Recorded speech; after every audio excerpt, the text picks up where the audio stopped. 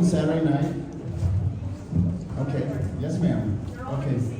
Okay, my name is Gordon Anderson. I'm one of the many producers. Thank you, appreciate that.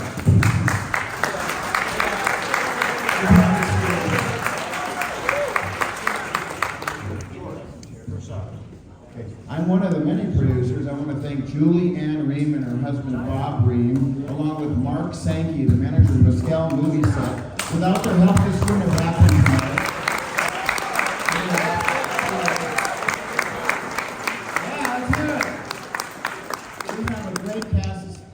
Tonight, and we're just thrilled.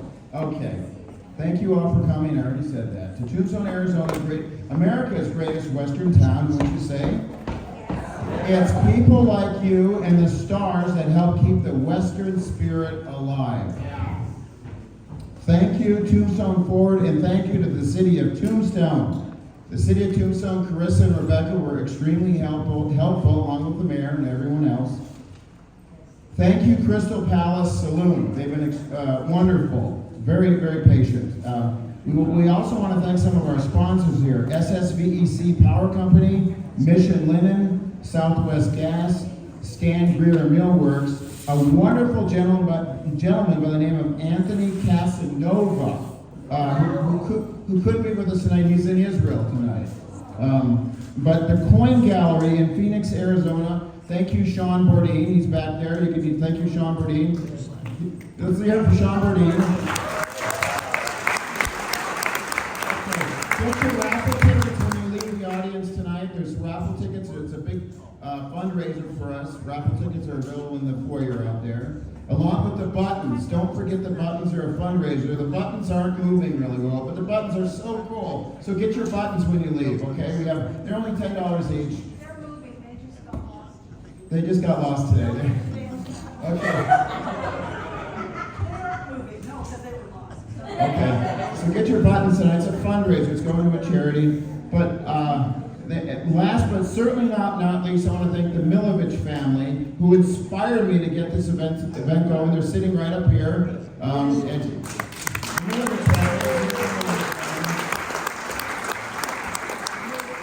several dignitaries tonight are with us. Mr. and Mrs. David DeHaas. Thank you, Mr. DeHaas. Dr. DeHaas. Author John Farkas, the author of the Making of the Movie Tombstone. Please support all these guys. And Dr. Diaz is selling his books out there too. He's a well-noted author now, aren't you, Doctor? Okay. Steve Todd from True West Magazine is here out there, so check him out. Joanne Smith is another dignitary with us tonight. There's Joanne. Thank you. Gary Barth from Sony Corporation, who's a very nice guy, is backstage. We want to thank Gary Barth from Sony, who's here tonight. And his very good friend and mine, Ken Palco from Kenny's Custom Movie Props, who's a wonderful human being, and he's backstage also. He gets the best pass too. Sorry if I forgot anyone, I'm sure I did. And we also want to thank the Tombstone Fire Department for all they did for our event this weekend. Chris Misham is our moderator tonight, so you're going to be meeting him in just a minute, okay? Chris Mitchum, none other than Chris Mitchum, who's a wonderful guy. Okay. But first, we want to start something a little bit differently tonight. We're going to start with a memorial. And we have Julie Ream here talking about that. Julie, could come on up.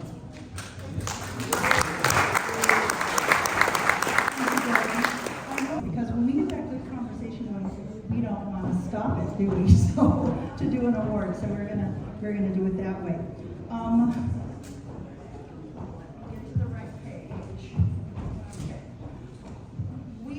We've been in, so many of you, how many of you have been following Western festivals for years and years and years and years? Not that many, oh my gosh. Well, those of us who have been doing it for like 30 plus years or longer or more, we have lost a lot of people recently. And I'm going to just talk about, well, we lost one today. And that was Dean Smith, stuntman Dean Smith. We love Dean dearly. I don't know if any of you knew him. He was an inspiration, and we absolutely adored him, and we lost him today. So I wanted to talk about those we lost in the movie Tombstone, who were friends, really good friends to me. Powers and all of us. Powers Booth and Dobie Carey, primarily. Robert Mitchum, the narrator of the movie and Christopher's father. Charlton Heston, Sandy Gibbons, Adam Taylor, George Cosmatos, Kevin Jarre, and probably others that I've left out that were in the cast and crew. I mentioned Sandy, that were cast and crew. Bill Paxton. But I'm focusing today on Bill Paxton. Bill was someone who I spoke with about this award that I'm going to present. So that downer part's over. Now we're going to go up. And we were planning on doing this when he became ill. I mean, he didn't become, he just got sick and we lost him. And our big surprise, if you followed us on Facebook, was that for this award presentation, his son, James Paxton, who is a wonderful working actor, was going to be here tonight to present this and represent his father in Tombstone. He wanted to so badly.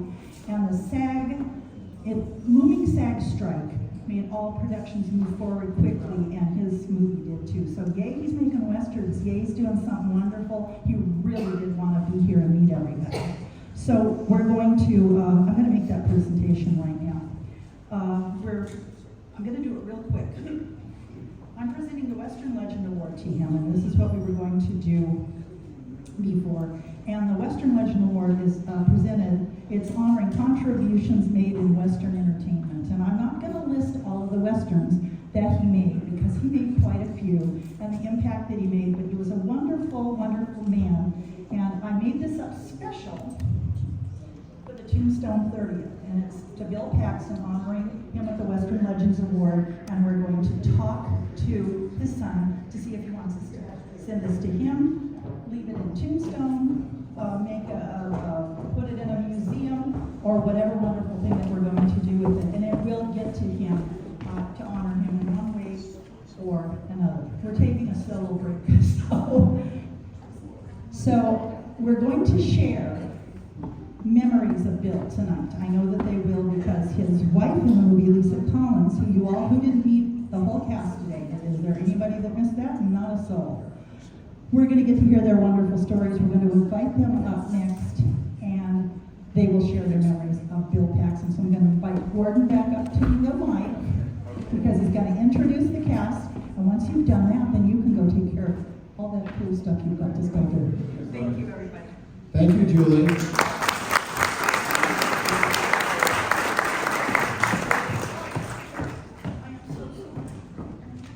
Thank you for your patience. Some last minute things going on here. Okay. We're going to be opening the curtain and introducing you to the stars here. I want to also introduce, take your pictures, any pictures you want to take, just take them for the first minute or so, and then please put your cameras, shut them off, please, just for the first minute. Okay, we have tonight with you Peter Sherayko. That's the fact.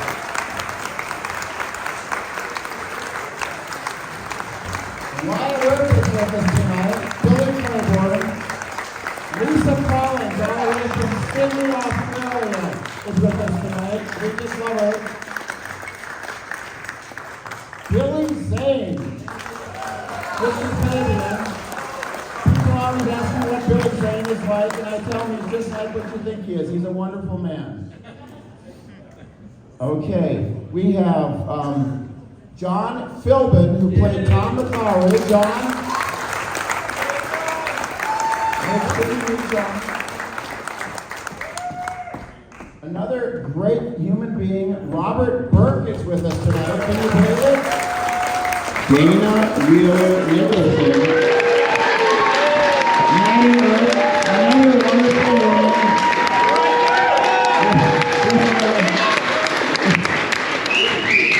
Okay, I know.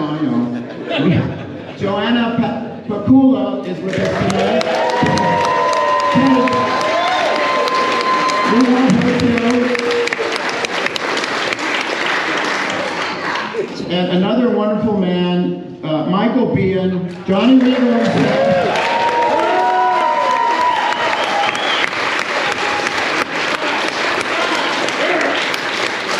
I'm going to introduce Chris Mitchum is here tonight. I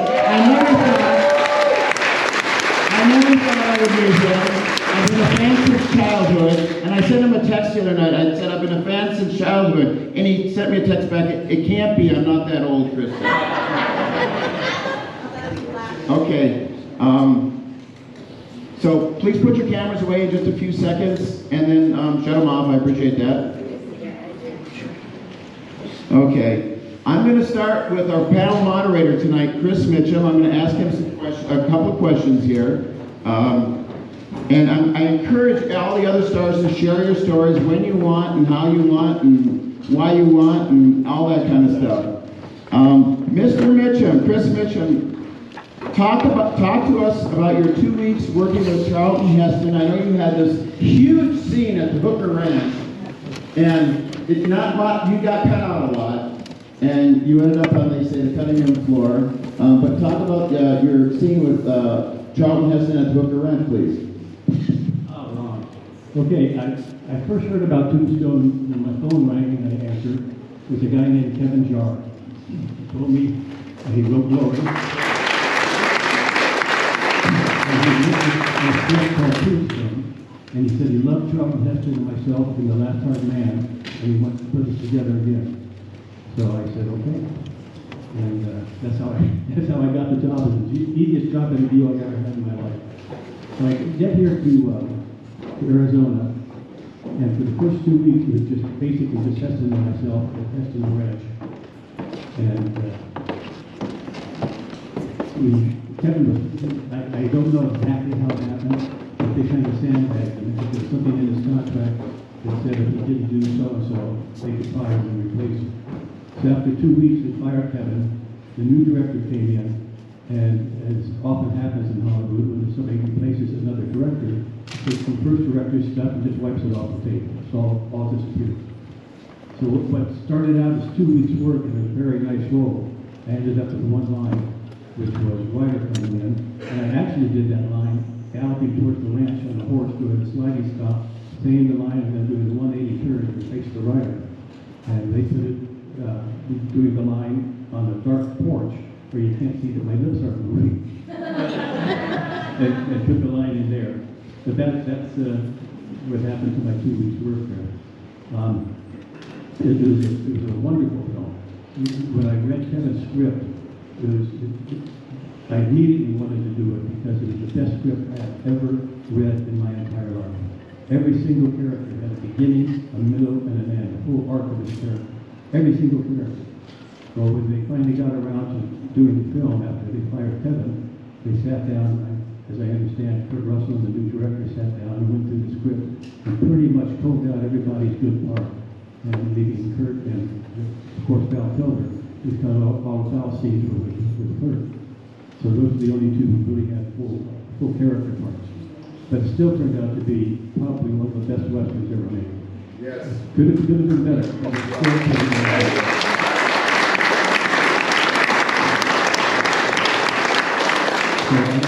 I'm not really sure how we want to do this. How do you feel about your father being the narrator of the movie? Well, yeah, I didn't know he was the narrator until I saw the movie. I didn't have much interest in that. Okay, all right, okay. We have some more general questions. We could go to Lisa Collins. Lisa Collins, why do you think that the movie Tombstone has captured people's attention and it remains so popular for all these years? Hi. So the classic genre of the Western, and I think it captures people's imagination for many reasons. I think many of us grew up watching various versions of Westerns, so it reminds us of our childhood. I think it's the classic epic story of people overcoming adversity, and I think Tombstone had many subplots that went through it. There was the family story, which I was part of with the other wives.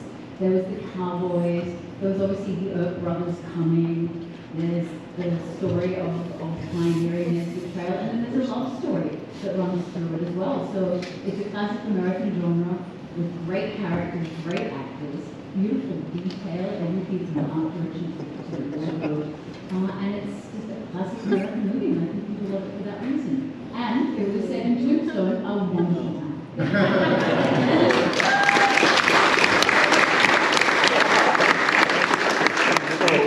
The script written by Kevin Jarre wrote a beautiful script there. He's a true aficionado of both history and the classic Hollywood epic.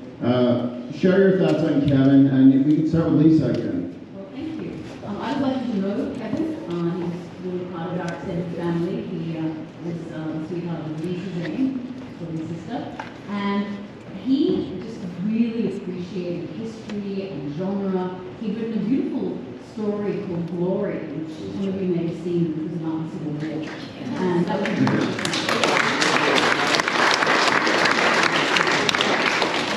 and many people have said, and I'm sure others will say tonight, the script was truly a beautifully written script, and every character, some of us ended up with less screen time than we thought from the script. But each character, as Kristen said, was beautifully written, and I was part of that family story. But Kevin really, really appreciated history, he appreciated the genre, and he was a terrific writer. I might also add into history. Take it from there, Chris. Go ahead. Take it from there. That's all I'm going to Okay. That's all I'm going to talk about. Billy would, I'm sure, love to talk about Kevin Jarre. Certainly, he said he was a great writer. I thought you said great writer. But he was. He walked the walk. He rode the set. He rode the horse. He shot live ammo. He lived and breathed it, and wouldn't put it to paper until it was true for him. And he was a gentleman, without rival in a town of snakes and sidewinders and silly folks, and great people. Actually, were probably both there. But Kevin, he was a steward and a shepherd to guide you through classic cinema as a friend and inspiration. And I left it the opportunity to work with him for all of those reasons.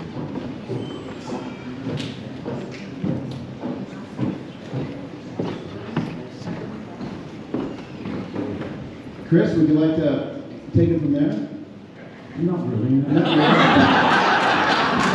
Okay, so I just want to say I have the original Kevin Jarre screenplay, before the directors were changed, the original Kevin Jarre screenplay at Tombstone.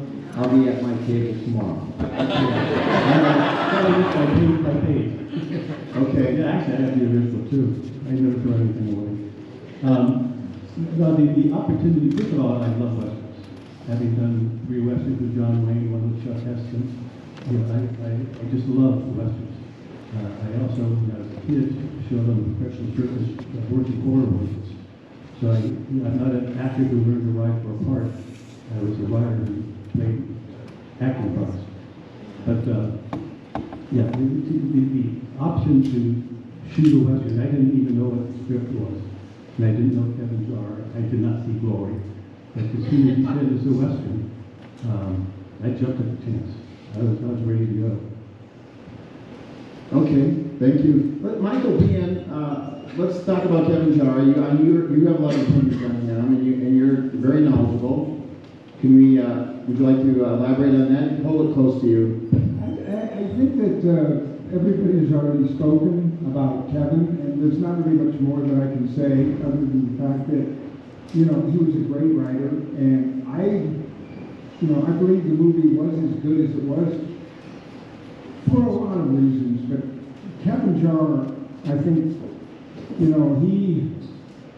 he wrote the script, he helped Kurt get the movie set up, and he did all the pre-production, so did all the locations, did all the wardrobe, did all the casting. I actually got called from my agent, and they said, Kurt Russell's making a movie called Tombstone. Here's the script. Is there any role that you want to play in it? All the roles were open at that point. So I read the script and I said, yeah, I want to play Doc Holliday. Because actors know their roles when they see one. A couple days went by and it got back to me that looked like Val Kilmer was going to end up getting to play that role. So they asked me, was there any other role that I wanted to play? And I said, yeah, Johnny Ringo, because in my opinion, that was the next best male role in the movie.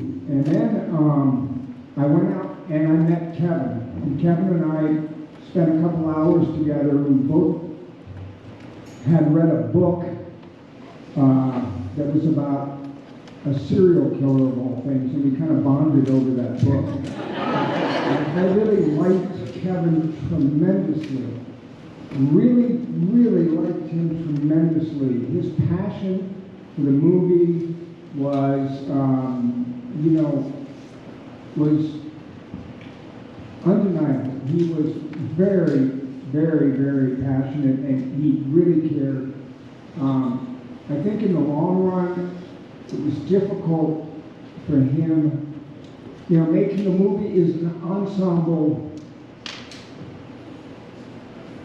project, and everybody's got something that they want to say, from the wardrobe people to the actors to the director of photography to the editors to everybody, to the actors. Everybody's got something to say, and Kevin was, I think in the long run, he was just a little bit too rigid and just saw it a certain way and didn't see it as a collaborative effort as movies are. It was the first movie he ever directed, and he wanted it done his way.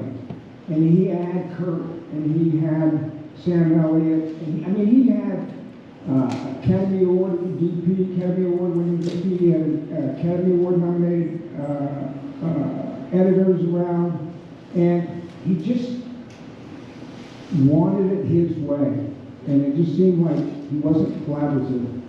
And I think that's what happened, and it saddened me because for somebody who had so much passion and cared so much about it and wrote such a beautiful script that none of us would have been here. None of us would have had any of this if it hadn't been for Kevin. It was very, very sad to see, for me, and I'm almost tearing up.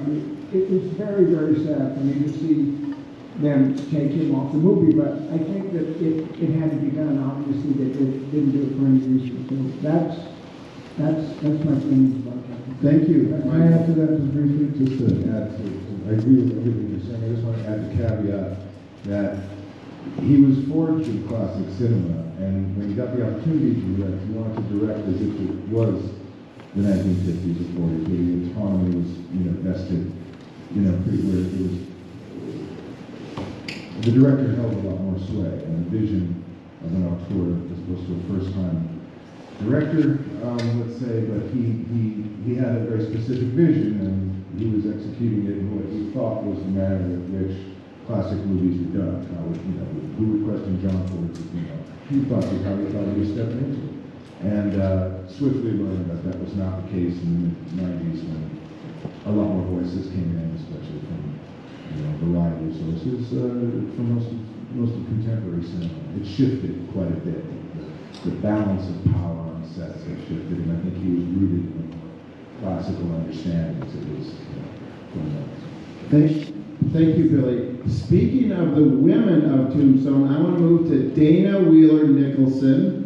And would you like to hold it close? We're having some sound issues, so just hold it close to you. Thank you, Dana.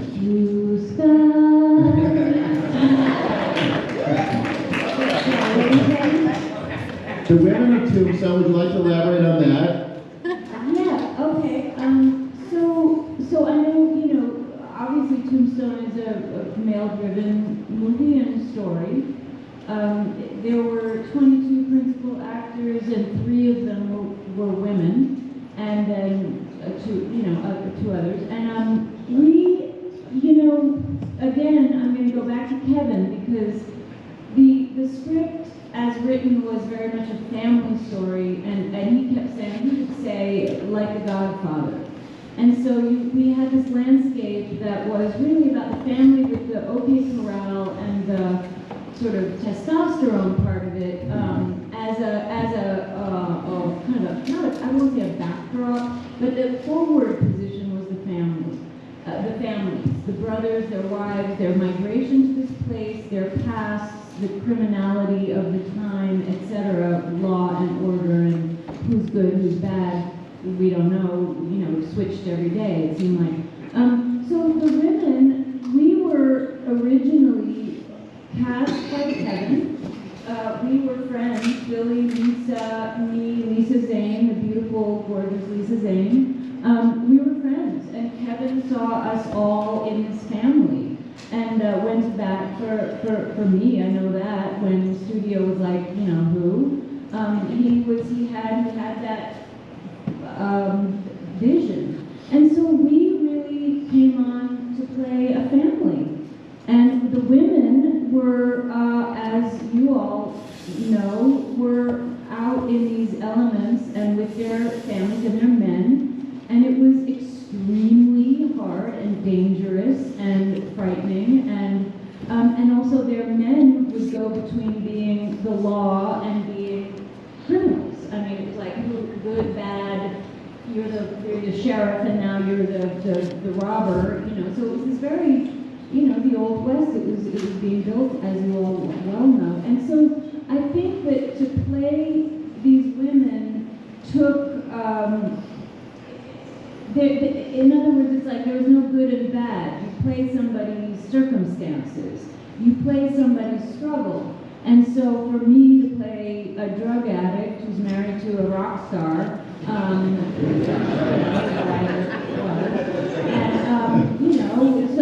how do you play somebody who's not a bad person?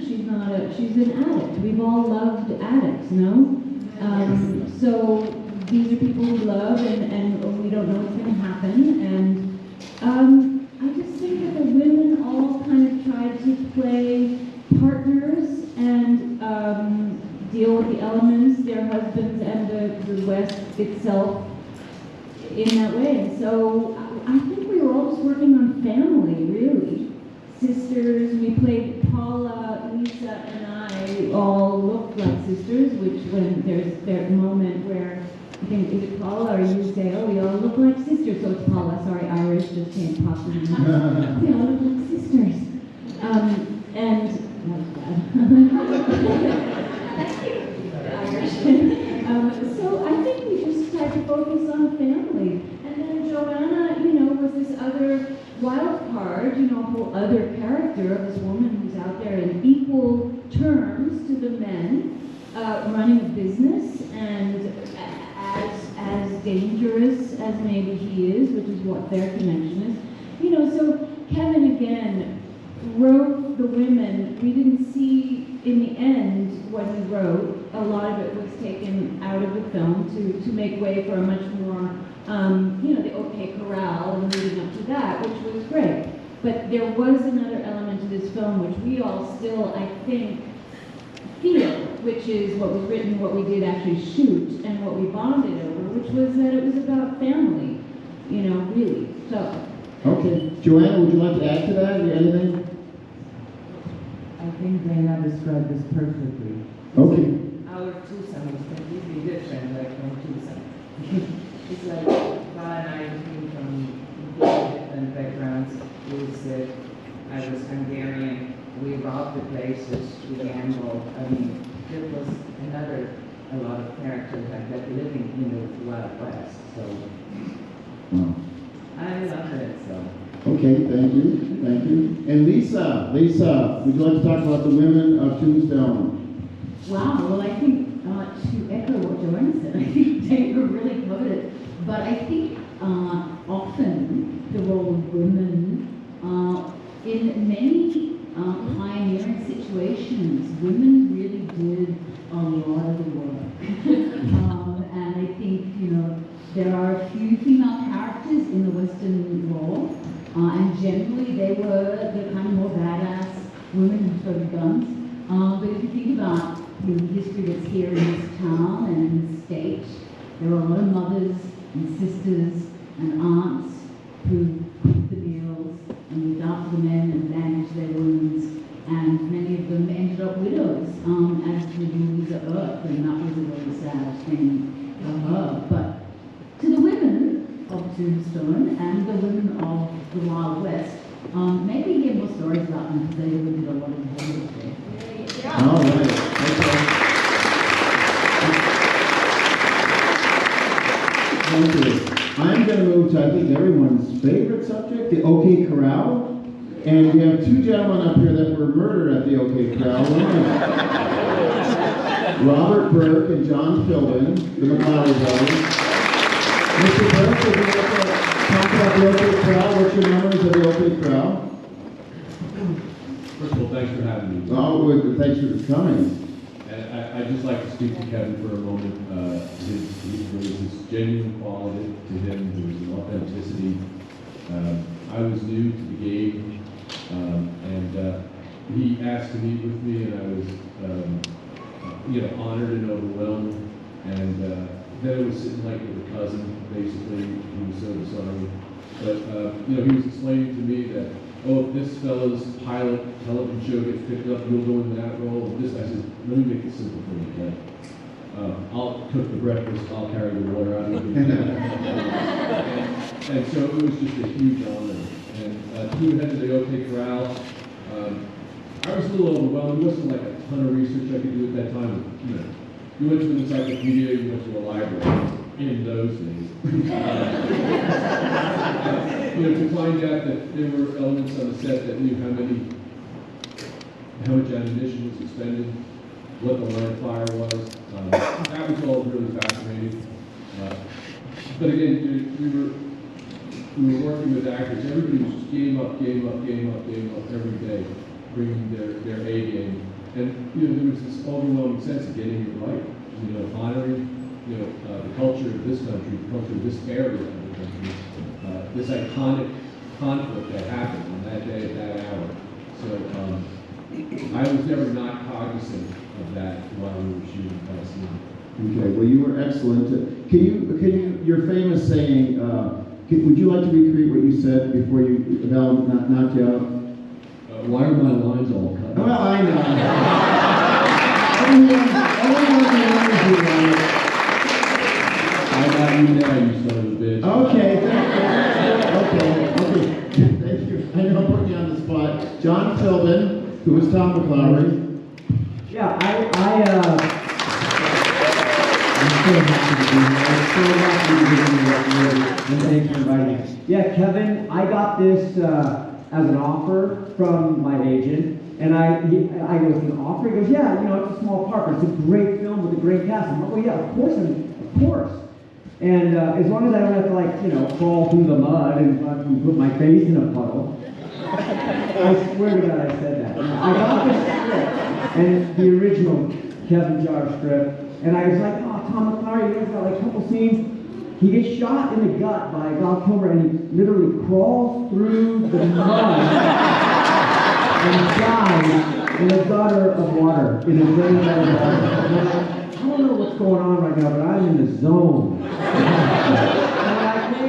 We all came to the first table read, the very first day with Kevin, and we read the whole script, and I've got 2 lines in his thing, and he laughed hard at my delivery, and I was happy about that, But when the thing got replaced with George Cosmatos, he's like, it's not funny, you're not supposed to be funny, like it's good funny, He's like, no, he just wanted everything to be super gnarly and serious, and it turned out great, but it doesn't matter. OK Corral, we had the best gunsmith guy. We had a guy that trained us to shoot every weapon. We trained, and we rehearsed the OK Corral so many times until we got it down to the second of the history books. This is how many seconds it took, and this is how many rounds were fired.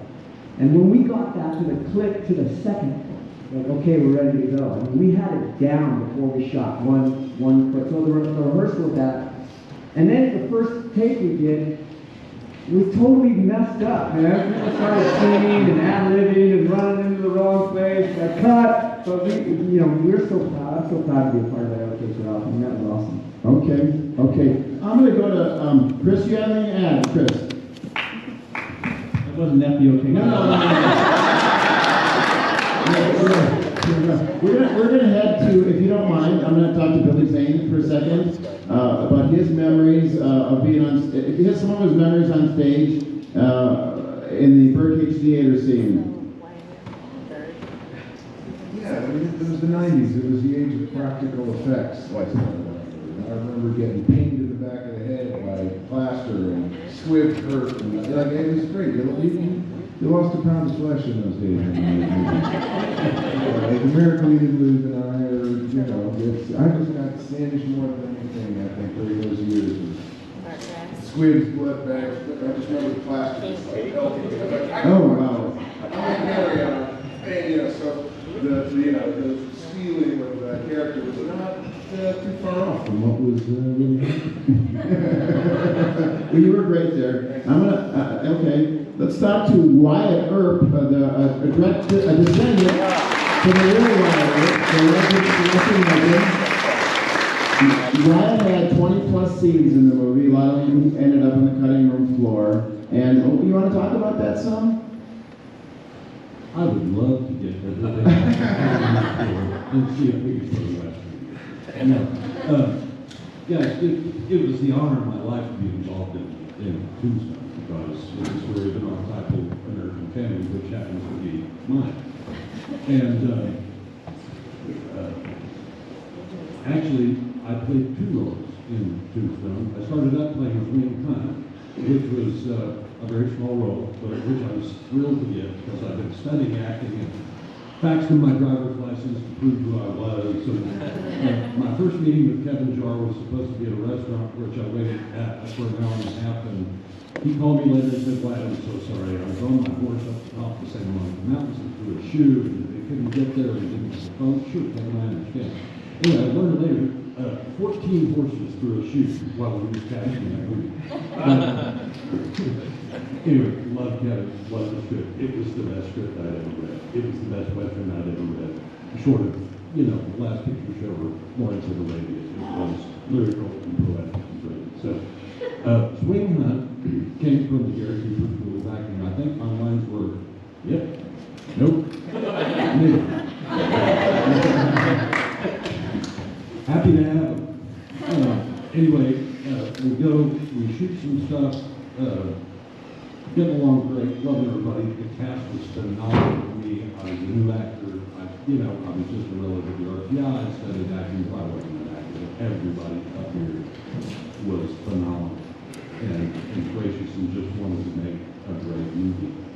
I remember one night we were going out to this ranch to eat steaks or something, and I wound up in the limousine with all the Earth women. And let me tell you, they can be vicious. So what was Morgan's wife like? I didn't know. This is 1993. Anyway, long story short, the script got shot. I got moved up to the role. Billy played me. I killed Mr. Biehn. Sorry. Billy Breckenridge killed me. And, it was the, I don't know how much detail you want me to go into the second day shooting. Wonderful. I got to ask you a question. How long did it take for you to get over that you were cut out of 20 plus scenes in the movie Tombstone? How many years did it take for you to accept it? I'm hoping for tomorrow. Oh,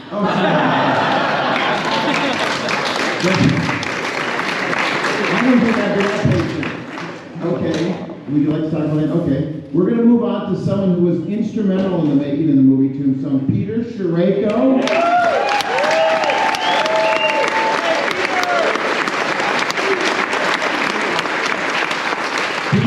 Peter not only created the buckaroos for the movie Tombstone, but he also provided the guns and a lot of horse tack and horses and things like that. Peter, let's hear from you.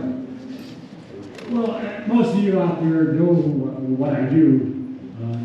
Putting westerns together, and Kevin Jar and I worked for a year prior to filming the movie. Kevin would write 5, 6 pages. He called me up, and I'd go down to Hollywood, down to his house, and we'd have a steak, have a couple of drinks, watch a Western, and at 3 o'clock in the morning, he'd give me 5 pages. And okay, go home and design the guns. And finally, when he finished the whole script, he gave it to me like about 3 o'clock in the morning. I got home, and I couldn't put the script down. It was a page turner. Everything fit right in, and everything turned over. And about 10 o'clock in the morning, I called Kevin. And of course, he goes, "Why do you call me up in the middle of the night for?" I said he was a vampire. He would be up all night, but sleep most of the day. And but Kevin and I rode. We were the roads riding up in the hills. And I said yesterday about our house of memoirs. We would have each of us would have a pint of whiskey, 100 rounds of ammunition, live ammunition. Our horses, we'd leave at 9 o'clock at night and come back around 12 when the whiskey or the ammunition was gone. And we did that, and that's when Kevin finally said, "Okay, this is what we're doing." And he swore me, Frank Giordani, who was my Buckaroo assistant on that and supplied the saddles, and Gary Gang, who was one of the wranglers who had the rental stable, that boarding stable that Kevin kept his horse in. So I would bring my horse up there, and then 4 of us would go out riding. And when Kevin was going to do this, I don't know if anybody knows, a couple of years before that, in '91, he was going to write and direct a Dracula movie. And I was going to play the head of the Transylvanian Count.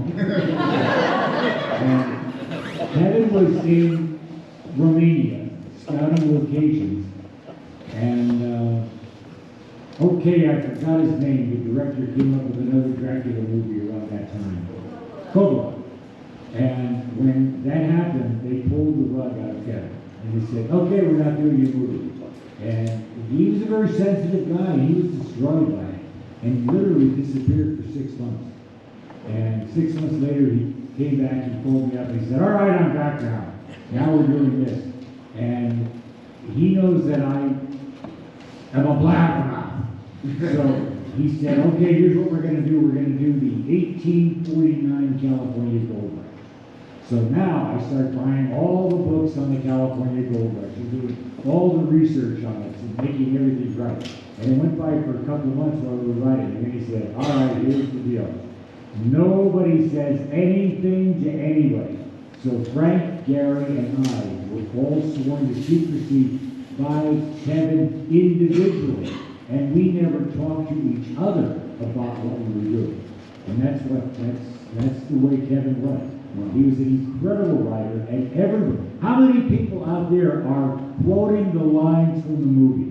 And how many people out there know every line in the movie? It's what he did and made the movie so incredible. Last year, Kurt Russell and I were in Oklahoma City, and Gordon was there. And of course, I'm sitting next to Gordon in the audience while they're doing a Q&A with Kurt. And Kurt looks over at him and he goes, "Is that Peter Schroeder sitting next to you?" Well, That's why I sat next to you. that was, Kurt and I, it was very funny on Tombstone because when Kevin was the director, he was the president, and I was his cabinet. Well, when Kevin left the movie and Cosmatos came in, I was now the ex-cabinet. And you know what that means when the new president comes in. So I was like, okay, all right, we're done. But we did a movie called Bone Tomahawk. Has anybody seen that? I was one of the executive producers on that movie and hired Kurt for it. After that, Kurt and I were the best of friends. While we're sitting there watching the replay under a tent, and Kurt and I sit next to my phone rings, my horse, everybody used my phone, the ringtone is a horse, and there's a guy from Vegas, and he said, "Hey, listen, we're doing a show in Vegas, and we'd like you to be Texas Jack in the show, and we'd like Buck Taylor to be Turkey Creek, and we're going to do this show. We're going to do only 4 shows a week, Friday, Saturday, and Sunday, and he pays, my Kurt is sitting next to me and he's listening. And as soon as we hang up, he goes, "Who's playing what?" It's like, my first that show in Vegas never came true, which I wanted to, because going to Vegas for 4 days and getting paid. I'm gonna ask Chris Mitchum another sensitive subject. Chris had some great scenes in the movie Tombstone, but he ended up on the cutting room floor, with one exception. Chris, have you ever forgiven them? Absolutely not. No, absolutely not. Okay. All right. Okay. So let's move on. What other subject would you like to talk about, Chris? Pardon me? What other subject would you like to talk about? Let's go to Dana. Dana Wheeler. So you guys, so Paula Malcolmson, who played, the third sister, is a great singer, and she's Irish, so she's fantastic. And she, around the pool at the Dock Holiday Inn, what we called it, where we all were staying, most of us, we'd sit around the pool at night and play guitars and sing. And so Paula came up with a song, which was sung to the tune of "I Fall to Pieces," and started like this: I fall to pieces, I'm on the cutting room floor.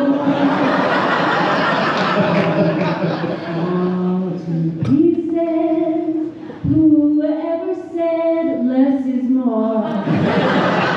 And this song went on, it was so brilliant, and the end of it was, my corset is tighter than Lisa's. But I cannot remember the rest of it. It's the most brilliant thing I've ever heard, and anyway, so I don't know where that came from. Okay, that's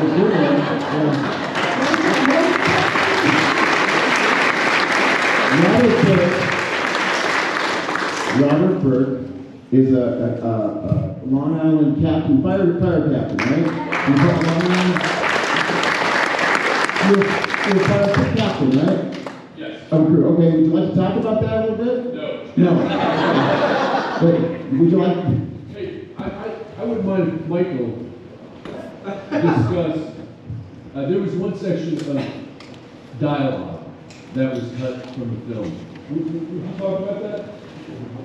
It had to do with John Ringo, and it was just, to me, that was when it really started to hurt. I said, when I found out that was gone. Yeah.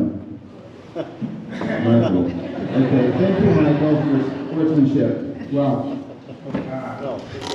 close to the mic, please. We all lost a lot when Kevin was fired and they brought in George. Everybody here lost a lot. And a lot of things didn't get shot. They just were never shot. It's not like they ended up on the editing room floor.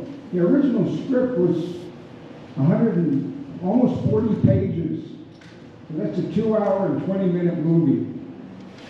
And I don't know what it ended up as, but I think there were 40 pages left. I think the shootout in Bouquet Corral took place on page 90, and there were 40 pages, meaning 40 minutes after the shootout in Bouquet Corral. And I think what Robert's talking about is, I actually called Robert the other day because I wanted to get what his experience was as far as stuff that he lost. And one of the things that I looked more forward to than any other piece of dialogue I had in the movie was after Curly Bill was killed.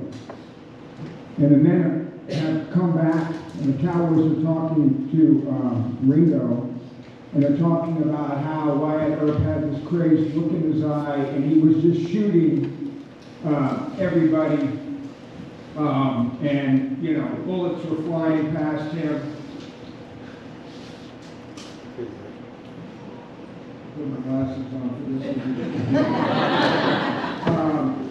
And so here's a bit, just to give you an example of everybody's got cut, especially the women's roles. The women's roles there was a lot of stuff that they had that got cut completely out of the movie. It never got shot. It just never got shot, and it was because we needed to make a movie in a shorter period of time. So they just started ripping pages out of the script. According to Val, it was him and Kurt. And here's an example of that. These guys come back and they're talking about Wyatt Earp and how crazy he was. And Johnny Ringo says, he's just a man. And it says, first cowboy. You didn't see his face. And Ringo says, you see my face, don't you? Everybody get this through their heads. Wyatt Earp dies. I'm running the show now, and I'm telling you, Earp dies. His men too. They all die. Understand? We're going to kill them. You hear me? For what they did to Curly Bill, we're going to ride him into the ground and slaughter them like rabbits. Because this is my time, children. My time to get woolly. Oh, we never shot him.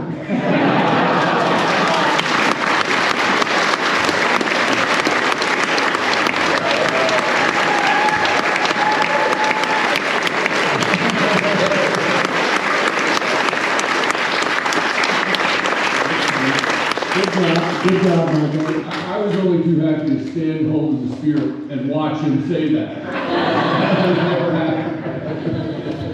Once again, I have the original screenplay.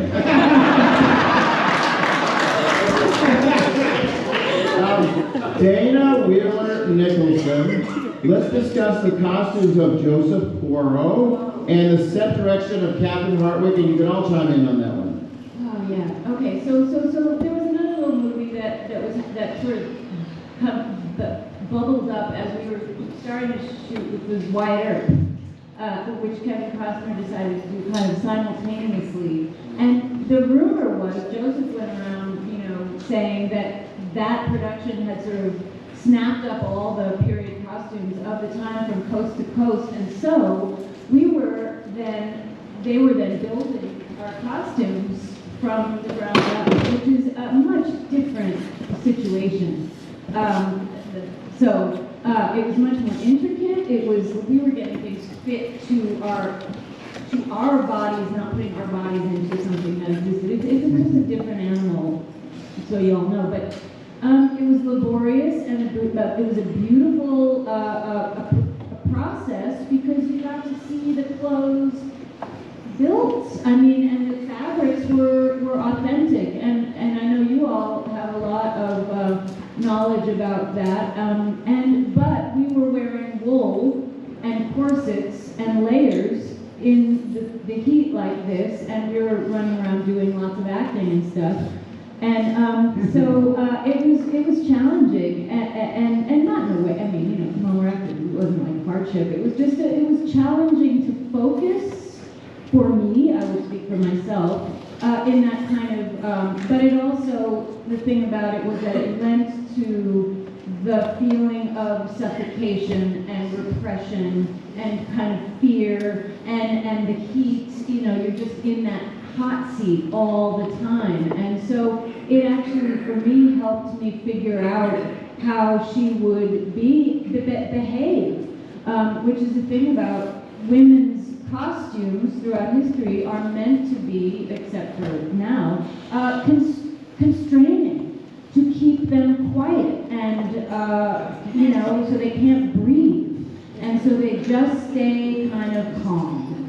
And when, that is the way corsets are not meant for women who have emotions, people. I'm sorry. And so you start to have an emotion and you have a corset on, you pass out. So it's a very, very specific thing that costumes do. It helps me, figure out how much room I have to have a feeling. And so, in terms of costuming, this is where the stuff gets very, very, very serious.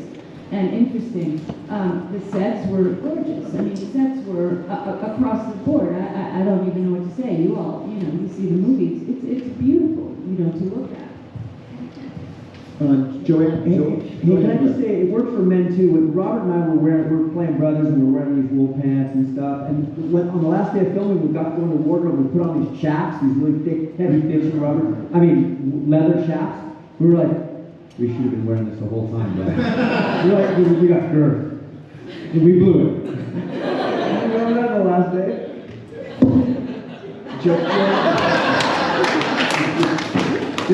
Joanna, any thoughts on Joseph Porro? It's a wonderful design. I red dress is like the best dress I ever. Yes, absolutely. I think a lot of people agree with that. Yeah. Sure. Thank you. It was perfect for everyone. The balancing, the colors, the shapes, the right positions, so we can actually wearing it. Wonderful design. And Lisa Collins, I'm sure you have something to say. I think, you know, obviously when you see the movie, you watch the characters, and what they wear is very much sort of the impression that you get. And certainly for my character, Biehn was really wearing on bright, she was up in pale blue, and throughout the movie, kind of clothes get a little heavier and darker, and she ends up leaving as a widow in these clothes. So that visually was very much my character arc. But when I rewatched the movie, every character, and if you look at it, and I don't know how many times you've seen it, I've seen it a few times, and so I'll look at different characters, and every character had a really distinct look. And I think that that was something that Joseph really thought about, and certainly for me as an actor, it really helped me be that character. But I think the men, the women, you know, everybody in the film benefited from that unique personalized touch, and I think he's a wonderful costumer, and I'm eternally grateful that I got to inhabit that character by inhabiting those clothes. And again, everybody in the film, I think, had that experience, which was wonderful. Billy, to you, one question to you. You had a lot of scenes with Dana Delaney. Can you share some of your memories of Dana Delaney? She was nothing but charming. Yeah. You know, that's funny. I just ran into her. I hadn't seen her for years. It was the LA Art Fair, and it was she was just as warm as ever. You know, it was so pleasant to see her. It was just a matter of maybe, I don't know, not even 2 months ago, and I hadn't seen her for 30 years. Oh, really? Yeah, she's great. Looks great. She's a sweetheart. Okay, thank you. We'll talk about clothes for a minute.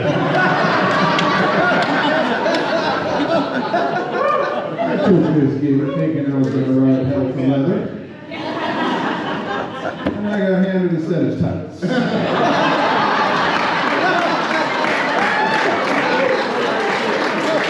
Fortunately, with a cod piece. I made it. Okay, Peter, we want to.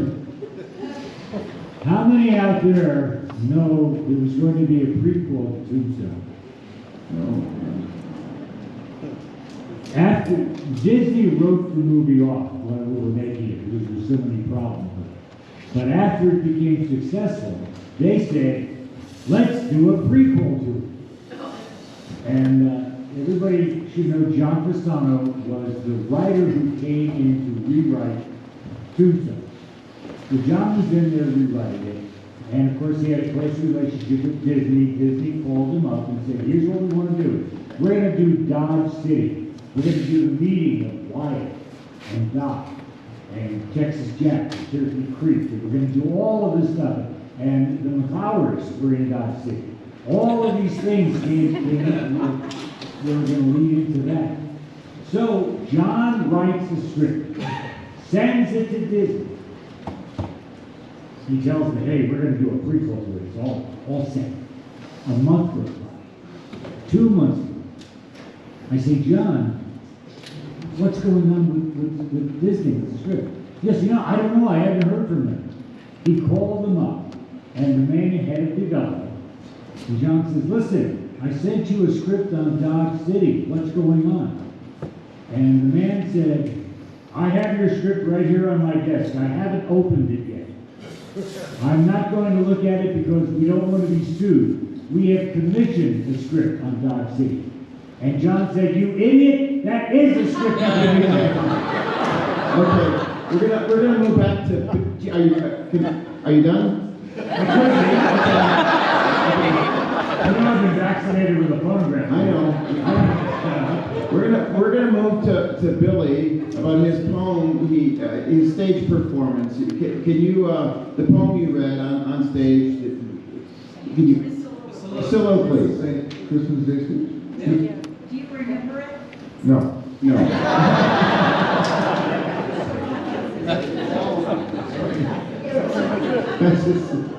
Okay. Everyone is always asking Michael Biehn and his gun twirling, gun spinning. Michael, can you? He might retire today, but one more time. People are always asking about your gun twirling, gun spinning, and how good you were. And did you know how to do that beforehand? Did someone teach you? Yeah, I just like to say that you can go to YouTube and you can get like me talking about this for 7 minutes, from beginning to end. And it's very easy to find. Just go to YouTube, Michael Biehn, gun spinning, and it's going to talk about this for 10 minutes. And I think it's probably better for me. Okay. Yeah, check that out. But you were there, and everyone is always asking that to me, about Michael Biehn and his gun spinning. But you were excellent at, as an okay. And back to the OK Corral, Mr. Burke and Mr. Philbin. How many days did it take? You may have talked about. How many days did it take to shoot the 30-second gunfight at the OK Corral? How many days was that again?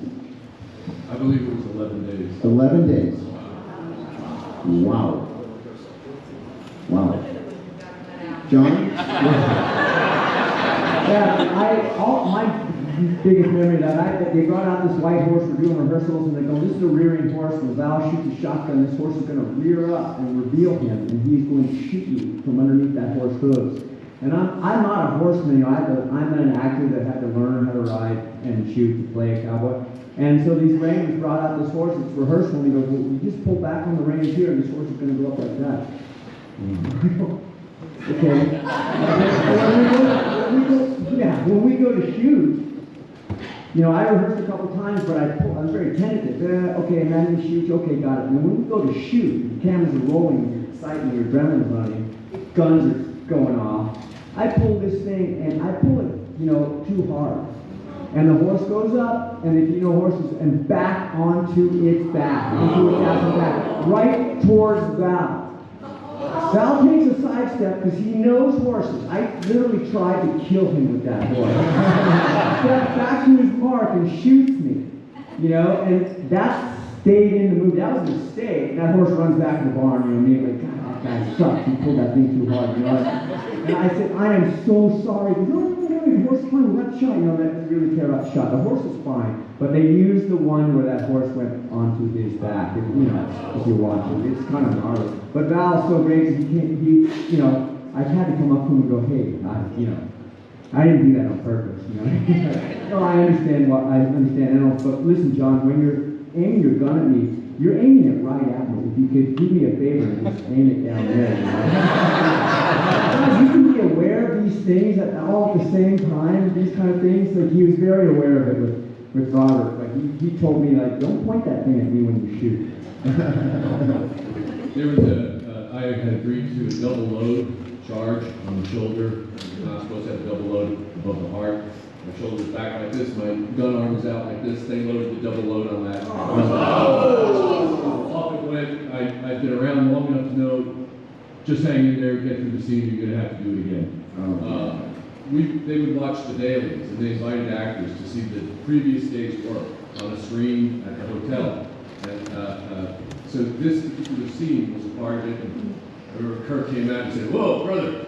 And I said, "How did it look?" He goes, "Like the Zapruder film,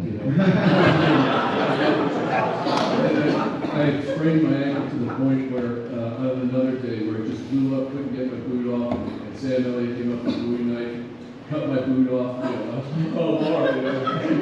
That was just iconic for me. But You know, people got hurt. It was Val kept pointing his weapon at me, and I cut. And I said, "You're pointing your weapon. It's fully loaded blank, but it's wattage, and I like to see you all." And we cut again, and a third time. And then Kurt said to me, "Hey, come on, man." I was like, "He's pointing his weapon." So I wised up. I pointed my weapon at him. And I said, "Doesn't feel so good." And then, you know, it happened so quickly. Got you down, you're dating. I'm pointing up toward Mars. He's pointing down here. You know, we were just so far away from each other, but it was safe and it worked. So. Okay. And Chris Mitchum, we're going to get back to Charlton Heston. Again, a lot of people want to hear about Charlton Heston. Can you talk about Charlton Heston a little bit? Charlton Heston. Charlton Heston, would you like to elaborate on that a little bit? Your memories. Useful. As I said, first 2 weeks of the movie, we worked together every day. Yeah. And we had scenes with Val, we had scenes with Rooker, we had scenes with just about everybody.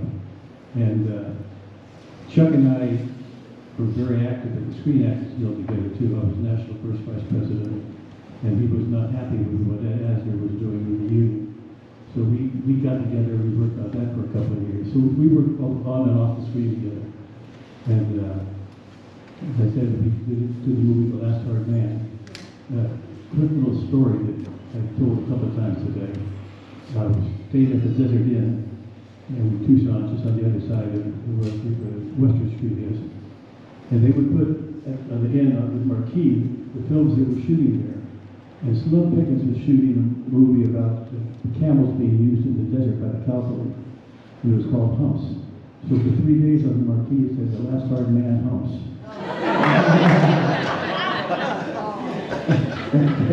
That's funny. They changed it after the 3 days.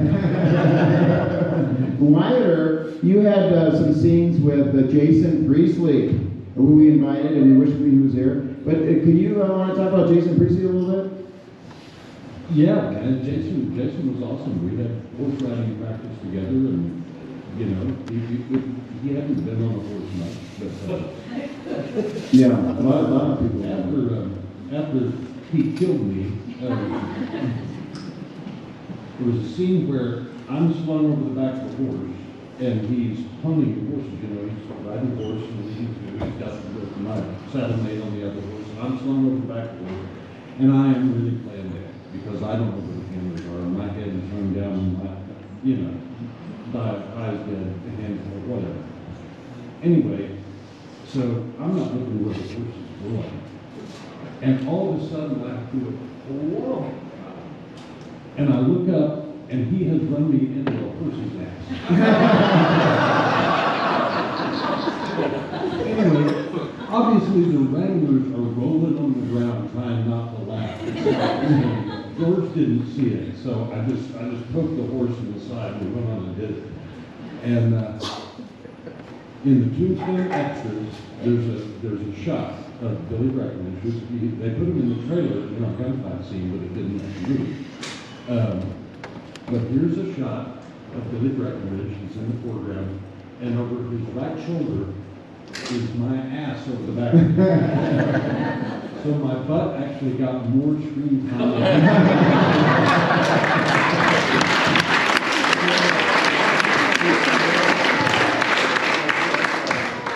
Would anyone up there like to talk about Kurt Russell, Bill Paxton? I just want to say one thing about Kurt Russell. Okay.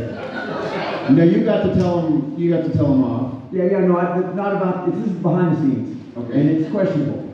I'm going to tell it anyway. She goes, yeah, you know, I've done Kevin Costner's making this movie competitive, but Kurt went and saw him at a party in New York City. And he goes, hey, you know, I know we're making these movies about Wide Earth, you know, why don't you come on my set and I'll shoot you? And then you know, I'll come on to your set and you shoot me like next time. Oh. And that was Kurt's suggestion, just to make friends, and like let's be cool about this, and let's make it funny and cool. And Kevin went, no, man. Because Kevin gave Kurt the high hat. He thought he was, I don't know, he was precious about it, you know, like he thought he had humorous, a superior picture, a much more serious, you know, they thought they were better than us. And Kurt told me that story, and I'm like, how dare he?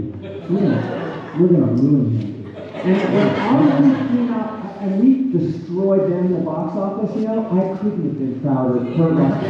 Just proud of Kurt Russell.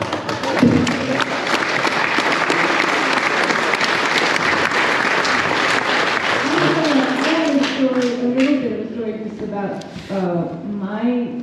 so one of the things I did shoot was a scene with Kurt where he's leaving me, he's fallen in love with Josephine, we have a big to-do, it was a big scene, it was like a big scene, we had to shoot it twice, it was a beautiful scene, and Kevin wrote it, and it was in this, and so when it came down to cutting, it was going to get cut, and Kurt and Val fought and fought and fought and fought for this scene to stay in the movie. And they were calling me, this is in the olden days when you called people on the telephone and talked to them. And they just kept me updated, kind of like, and I was like, you guys, whatever, man, it's cool, do whatever you gotta do. But they were going to the mat for this scene, and it didn't make it into the movie. I think it's in the director's cut or something. Yes. It was beautiful, and they just went at it, and they fought. And the day they called him, and Kurt said,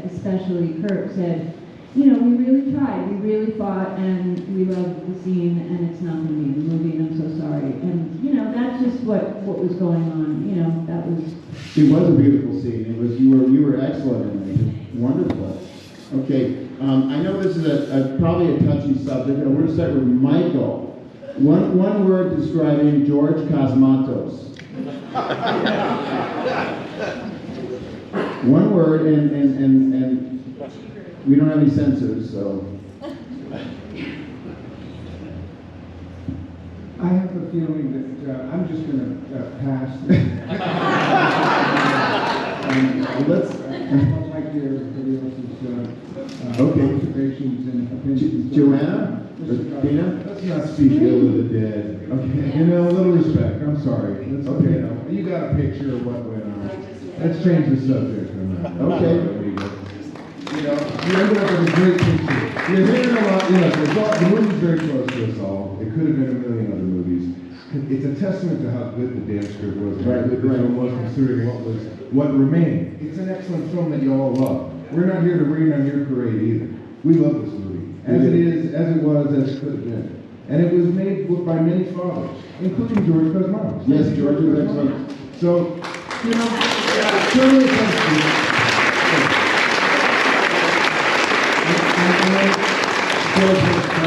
I appreciate that, and you're absolutely right.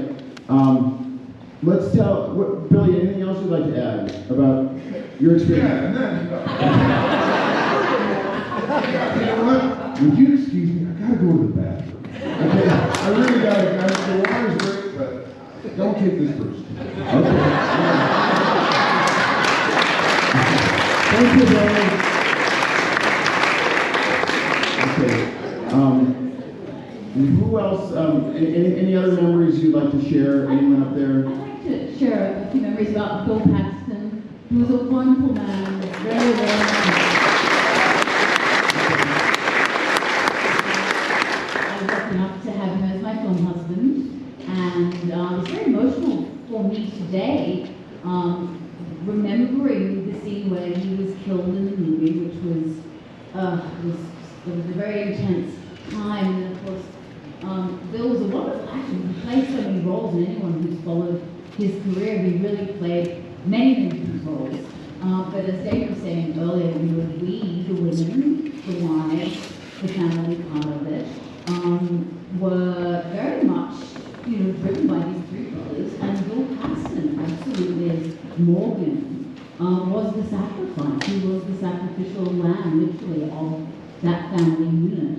And it is so, so sad that he died so young. Yes. But I'm just so grateful to have been his movie wife and to really have been through that experience. And I think he was such a wonderful part of this movie.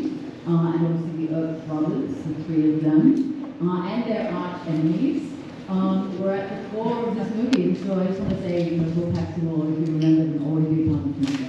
Thank you.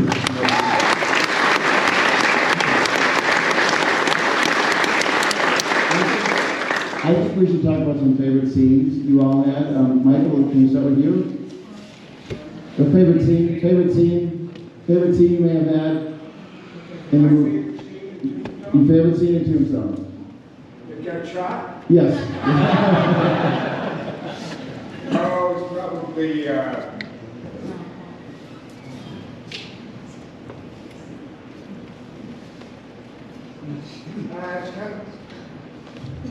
It's kind of like picking your favorite child. You know, it's hard for me to do. I don't really have a favorite. I was blessed to been given the opportunity to play that part. As everybody else has mentioned, it was such a great part that it was just a blessing to have. So it's kind of hard for me to pick. Okay, Joanna? Dana? Okay. I just want to say, I think I said this 5 years ago when we were here, that it was the only movie that I've ever been on. Maybe you all have had this experience. I have not. Where we went to the set on days where we were not working, and we watched each other work, and that was a testament to what was going on there. And usually when I've got a day off, I'm shopping, and sleeping, and getting a manicure or whatever. This was like, we would go to school, we would go to set, and we'd watch each other. And I think so it's hard to say, across the board what stood out. It was all pretty groovy. Robert?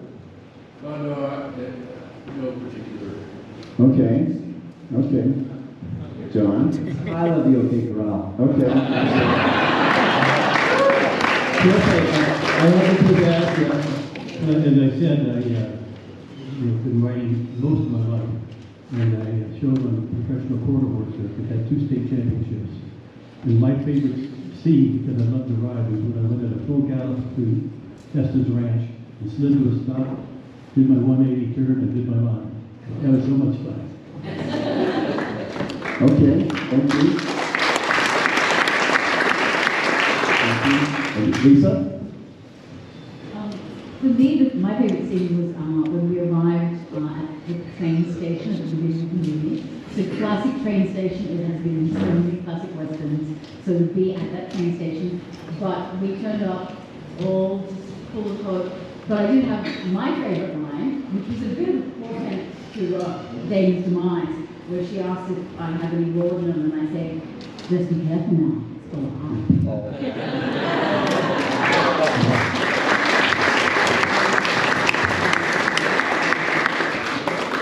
Billy, we're talking about favorite scenes in the movie.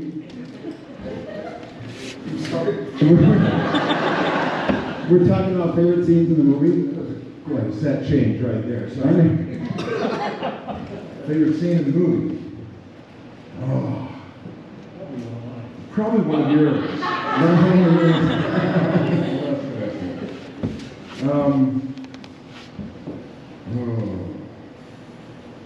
Just love the term law dog.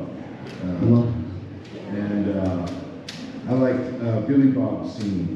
That's probably my favorite, I have to say. Okay. And the other lead. Did you interact with Billy Bob much? Nope. No. Okay. Okay, for one building this time. I know.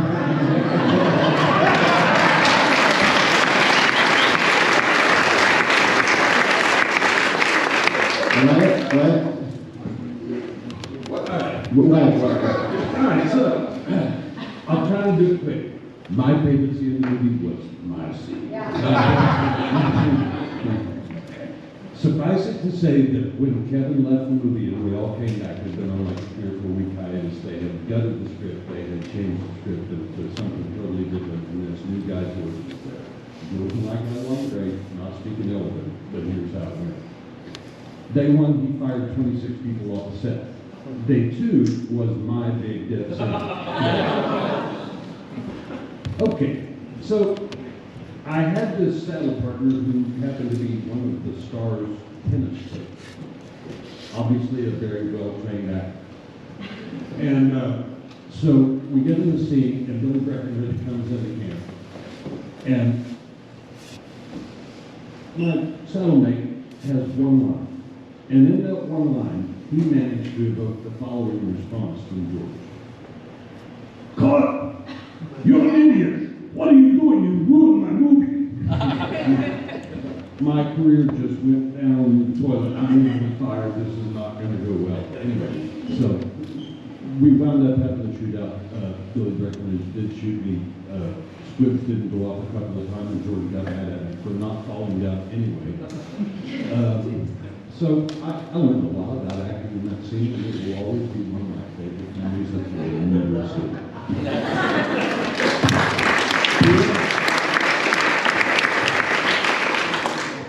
As I'm thinking about it, my favorite moment in the movie was watching Charlton Heston work.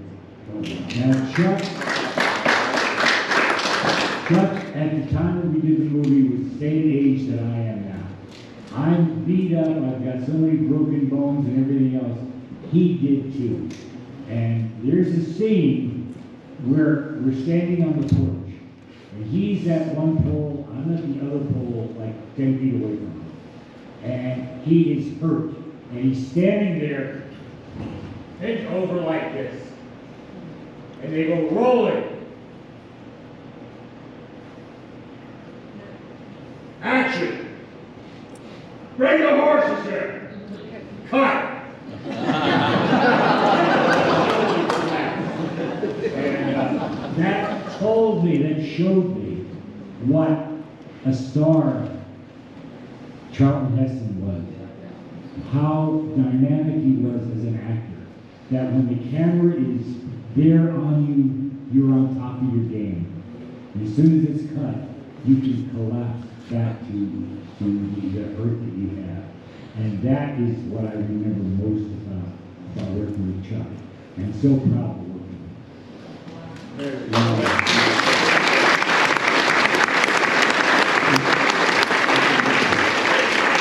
I think we're going to wrap it up here soon. Anything else any of you would like to say, talk about, discuss? Captain Hardwick, back to the set. Captain Hardwick, back on to direct Twilight. Yes. Whether you know that or not. She's an amazing visionary and a great artist, and we knew she had the moxie during the movie, and it was logical to see that transition to what is now, one of our great directors. So she's amazing. Yeah, and the producer, Jim Jacks, who I adored, he was Kevin's champion, and he passed away, unfortunately, pretty young. And he was a gentleman, and he shepherded Kevin. He wanted him working and sort of put everything he made into some form. And he was a beautiful man. I loved him. I adored him, and he was a huge part of this movie, staying together. So just to Jim Jacks.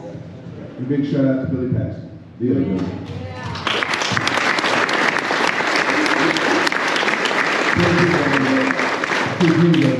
Sorry about that. I missed that already. Thank you. We love Bill Paxton. Anything else anyone really wants to say? Any final memories, thoughts? Gordon? Yes. On behalf of all of us, I would like to give you a very Geez.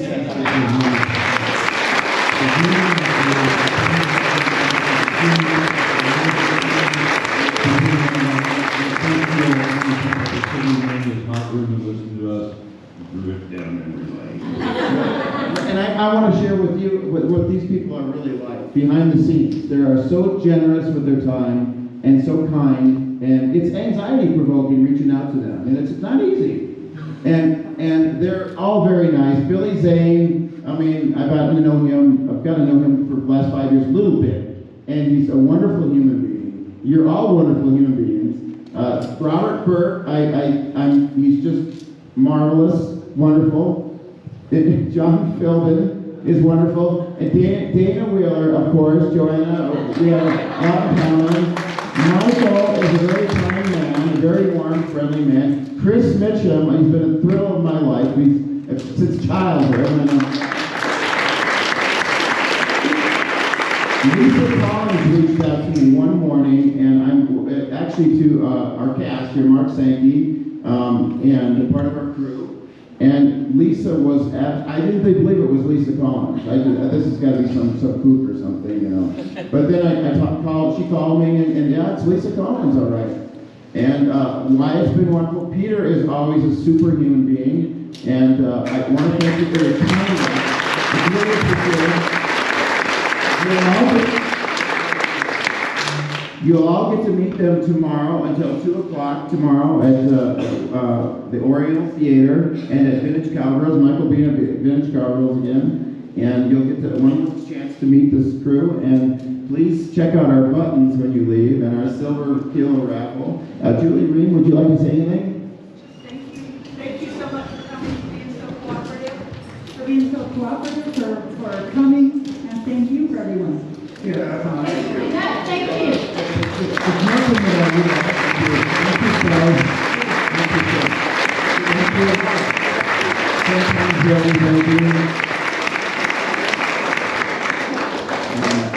They're just what you think they are. They're really fun. They're a lot of fun.